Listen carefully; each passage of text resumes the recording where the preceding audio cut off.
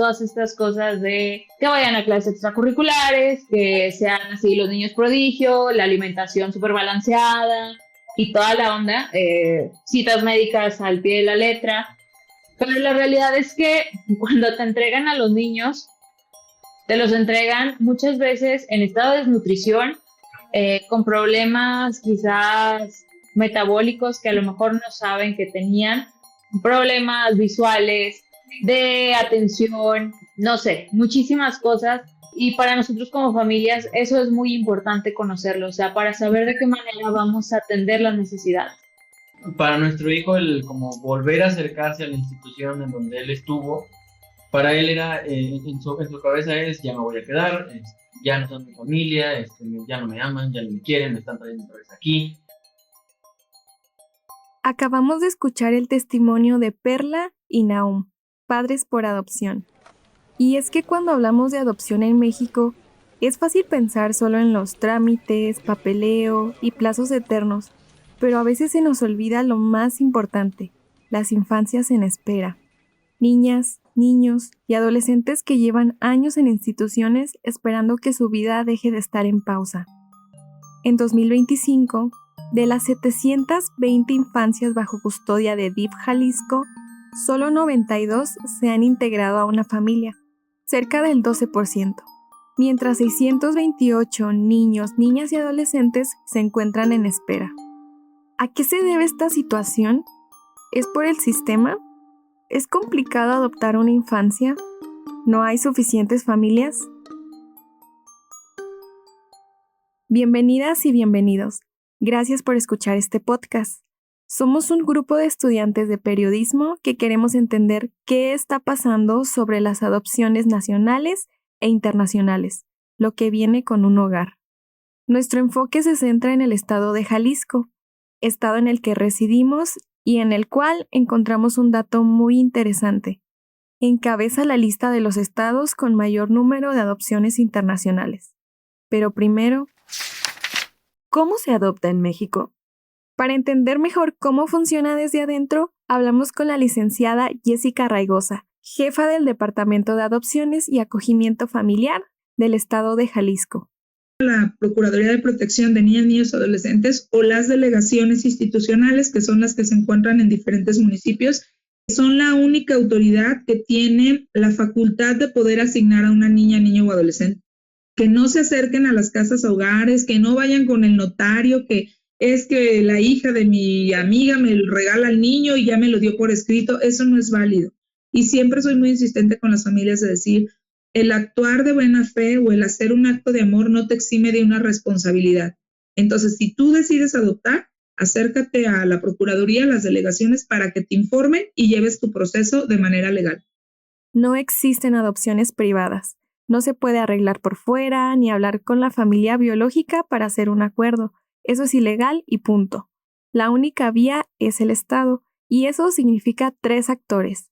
DIF nacional, que marca la línea general, DIF estatal, que lleva el proceso de principio a fin, y la Secretaría de Relaciones Exteriores, pero solo si la adopción es internacional. Paso 1. El lado administrativo o la montaña de papeles. Aquí inicia el proceso.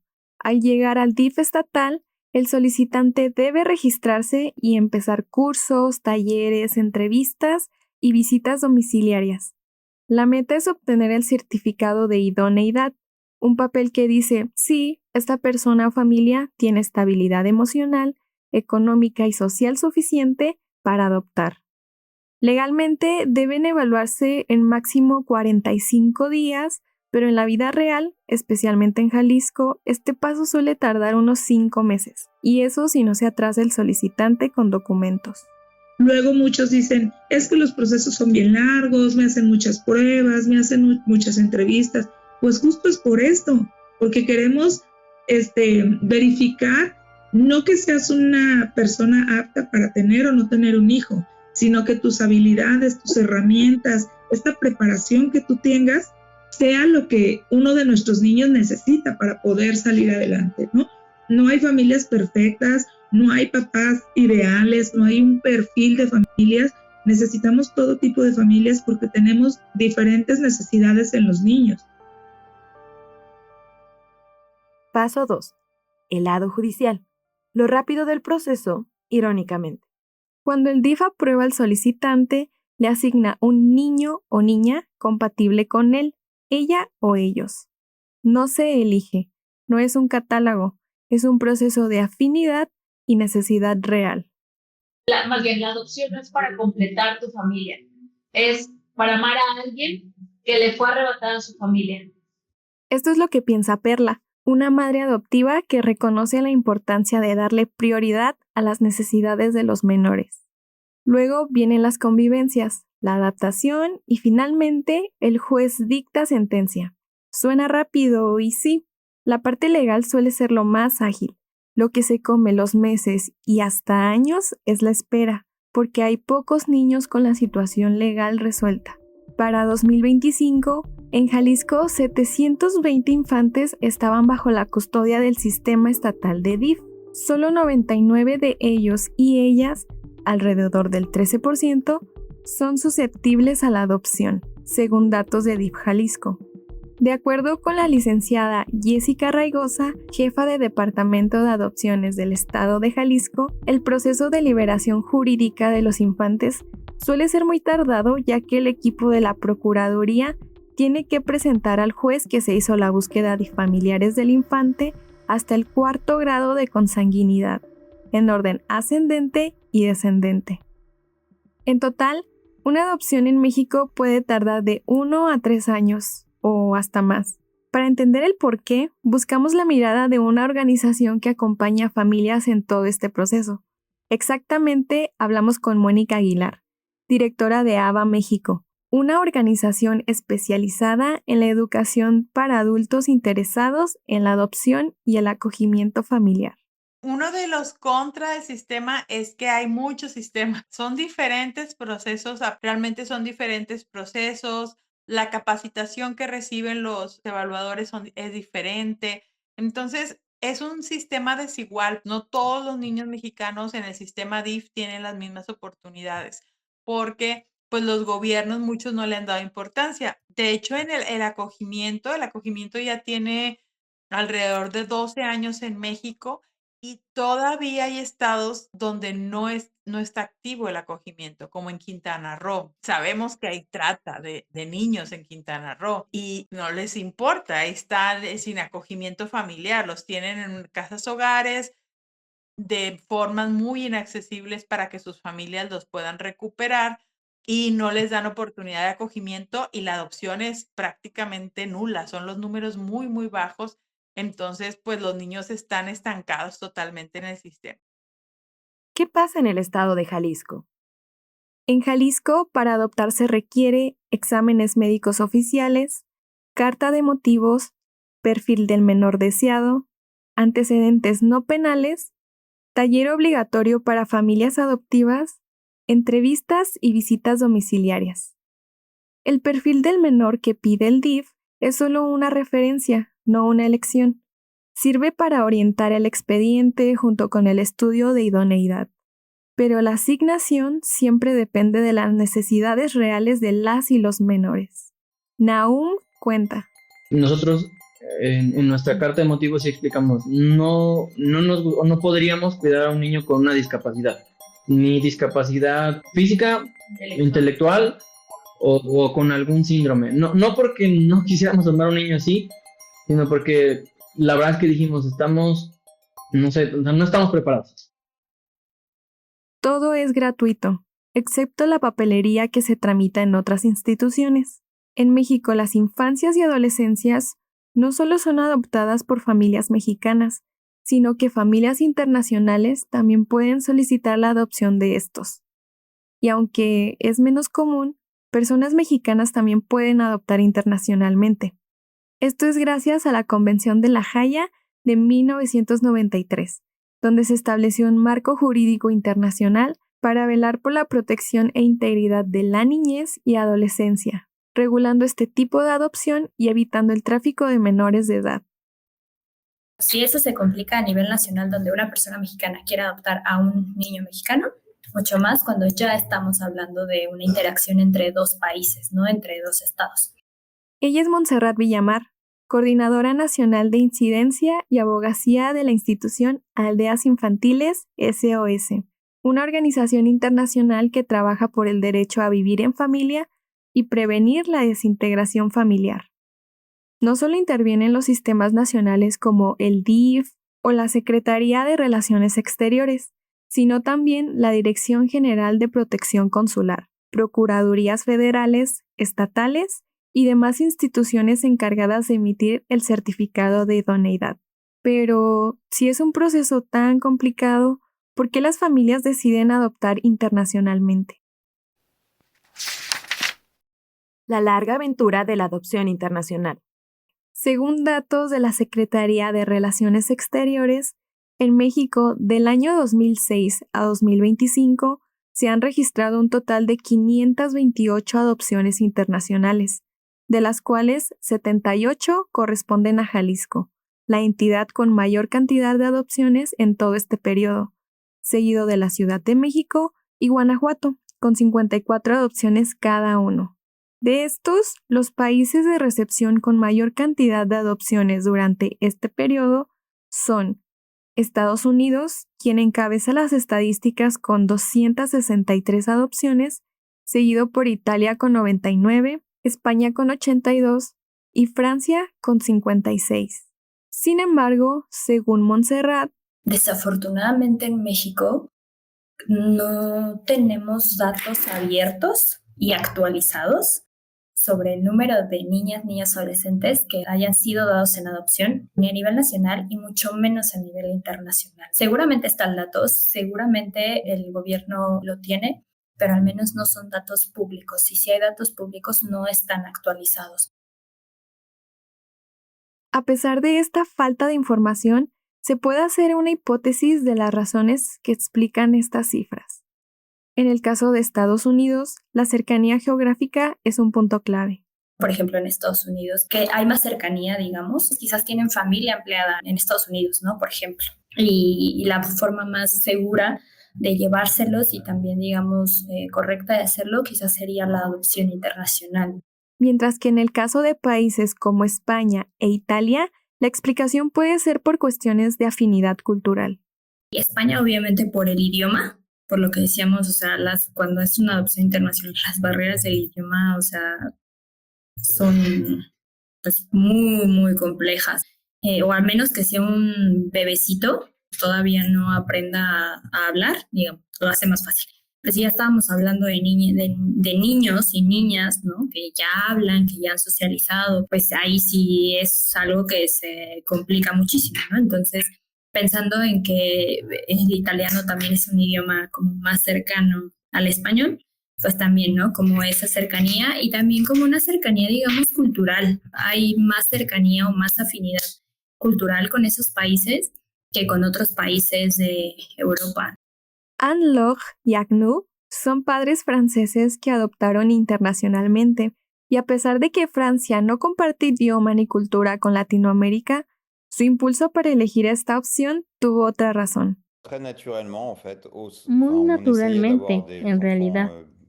Intentábamos tener hijos de manera natural, digamos, o biológica. Hicimos algunos procesos médicos como FIV, inseminación, pero no funcionó y no insistimos más. Y bastante naturalmente nos miramos los dos, así como nos miramos ahora. Y dijimos, ¿por qué no? ¿Por qué no pensar en la adopción internacional? En la adopción, en un primer momento. Y bueno, nos informamos y comenzamos los trámites. Independientemente de las razones de las familias, las cuales dependen inevitablemente de cada una, deben ser conscientes que este proceso lleva muchas implicaciones. Montserrat, del colectivo de Aldeas Infantiles SOS, nos comenta algunas de ellas. Cuando hablamos de adopción, ya sea nacional o internacional, implica un nivel de sensibilización a las problemáticas que atraviesan niñas, niños, adolescentes, ¿no? Porque sí es una sensibilización increíble de pensar que vas a pues ser madre y padre, ¿no? De una niña, niño, adolescente con una historia, con características bien específicas. Entonces, pues eso también habla, digamos, como de esta apertura y sensibilización de otras personas. Como cualquier proceso de adopción, la familia interesada debe asistir a talleres y capacitaciones de sensibilización y parentalidad. También se debe de emitir recomendaciones de familiares o conocidos, así como estar abiertos a recibir visitas en sus hogares para comprobar todo lo anterior. Es muy similar a los lineamientos para la adopción dentro de México. Las instituciones internacionales también intervienen en este proceso, velando por el interés superior de la niñez y adolescencia, así como el monitoreo al seguimiento después de la adopción. Después del papeleo llega el momento que han esperado desde el principio, tener acercamiento con la niña, niño o adolescente. Para esto, la familia adoptante necesita transportarse al país de origen de la infancia, en este caso sería México. Ahí conocerán y convivirán con él o ella, así como con sus hermanos en caso de que los tenga. Si todos estos pasos son realizados correctamente, sigue el acogimiento preadoptivo, en el que las infancias se van a vivir con la familia para conectar y finalizar la adopción. Pero como comentamos al principio, esto no ocurre igual en todos los estados de nuestro país, pues cada uno se rige con un código civil diferente, por lo tanto, reglamentaciones distintas. Tal como se ha señalado, Jalisco encabeza la lista de los estados con más adopciones internacionales, con una cifra de 78 en los años de 2006 a 2025. ¿Acaso piden menos requisitos? ¿O a qué se debe que esté en el tope de la lista? No se puede decir con certeza. Montserrat tiene una hipótesis al respecto. La agilidad quizás de los procesos, también la difusión del trabajo que se hace, eso siempre va a ser clave. Cuando son procesos más ágiles, están más estandarizados, no que pidan menos requisitos, sino que ya está más estandarizado, eso siempre va a facilitar muchísimo. Según Aldeas Infantiles SOS, se están solicitando reformas legislativas en México para normalizar estos procesos de adopción, crear criterios unificados para evaluar a las familias, prohibir las adopciones privadas y asegurar la implementación efectiva de leyes existentes. Todo para crear un marco legal claro y homogéneo en todo el país. Y para tener una imagen más completa de cómo funcionan las adopciones internacionales desde fuera, tomemos como ejemplo a Francia, uno de los 4 países que más han adoptado en México, con 56 adopciones en el periodo de 2006 a la fecha. Nuestra compañera Jan, proveniente de este país y participante en esta investigación, nos hablará acerca del proceso y los lineamientos franceses para efectuar una adopción internacional.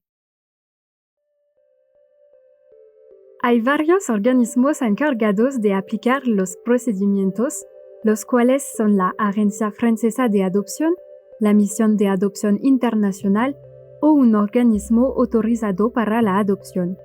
Según la Agencia Francesa de Adopción, las personas que quieren adoptar deben contactar al Servicio de Asistencia Social, empezar un proceso de investigación y ser evaluados psicológicamente para determinar si tienes las capacidades para adoptar. Si cumplen con esto, se les dará un documento oficial para continuar el proceso. El documento tiene una validez de 5 años. Después, la familia puede especificar las características de la infancia que quiere adoptar, su país de origen, su edad, etc., para después enviar el expediente de solicitud a los organismos antes mencionados, cumpliendo los criterios de Francia y del país de origen de la infancia. En caso de ser aceptados, deberán participar en sesiones colectivas y obligatorias, preparándose psicológicamente para la adopción. Así también los futuros padres deberán permanecer en el país de origen, lo cual puede llevar semanas o meses hasta que se establezca un vínculo de confianza con el menor de edad. El asunto de una respuesta de adopción puede ser muy difícil para los futuros padres. Fue el caso para la familia de Francia. Nosotros tardamos 4 años en tener a nuestra primera hija.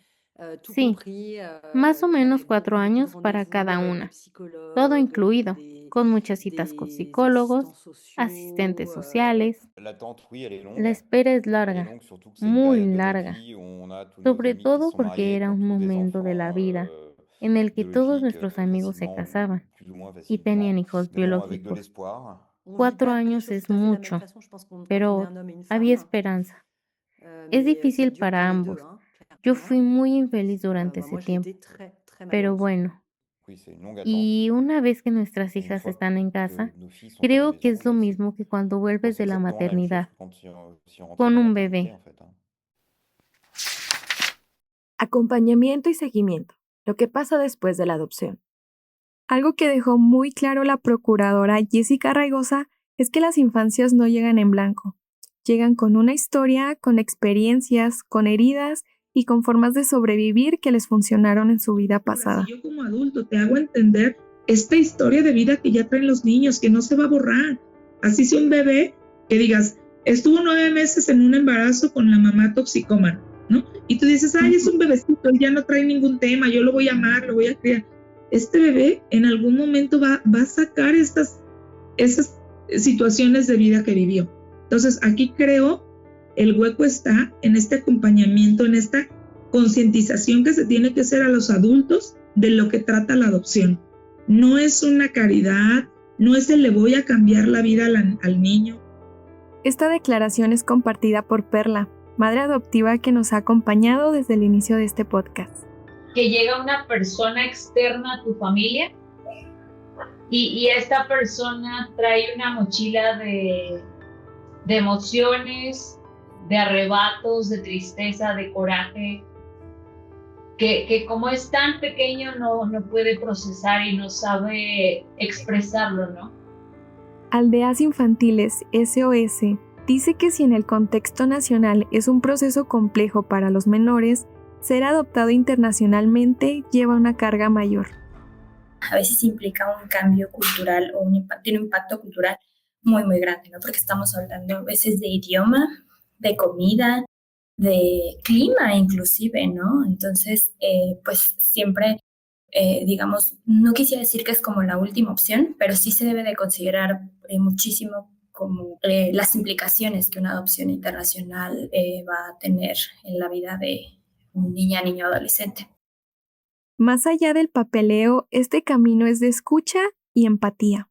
Sí, puede haber miedo, dudas, enojos, retrocesos y avances, pero la brújula debe ser siempre la misma, el interés superior de la niñez. Su integridad y salud debe ser lo primordial. Se debe tomar en cuenta en todo momento qué siente, qué piensa y cómo está siendo acompañado o acompañada. No se trata solo de darle un hogar, sino que éste sea el mejor. Pero no podemos ser tan simplistas como para decir, ¿a qué campaña me voy a ir a recoger a mi hijo, no? O sea, creo que todo proceso se hace por la seguridad de los menores. Todo proceso se hace para el bienestar superior del menor y que ellos tengan la certeza de que van a ser amados, cuidados, protegidos y de que alguien va a salir en defensa por ellos. Así lo afirma Perla desde la experiencia como madre adoptiva. Este discurso es compartido por Anne-Lo y Agnew, los padres adoptivos de Francia. En la adopción, lo importante no es dar un niño a unos padres, sino encontrar una familia para un niño. Eso es fundamental. El problema en México no es la falta de familias, es un problema social y del sistema que no siempre está a la altura de los niños que pretende proteger. Las niñas y niños mexicanos no deberían depender del estado donde nacieron para tener una oportunidad. No deberían esperar años para que su situación legal se resuelva para encontrar lo que debería estar garantizado, una familia estable, segura y amorosa. Y mientras nuestras percepciones colectivas cambian y el sistema mejora, lo mínimo que podemos hacer es hablar de esto, visibilizar, desmitificar, sensibilizar.